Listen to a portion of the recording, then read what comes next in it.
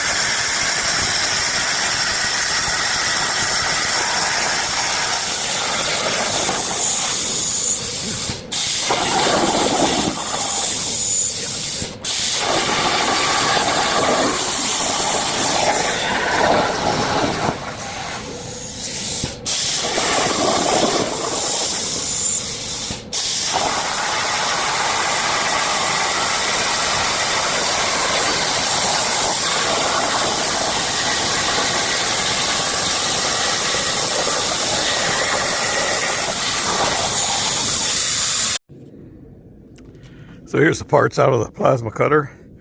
I need to clean them up. There's a little bit of slag on it. And overall, I did it very quick, about a minute and a half to cut it. It was going to take an hour and a half to cut it with a water jet, but the holes would have been a lot cleaner. Here's the water jet holes, very clean holes, but the water jet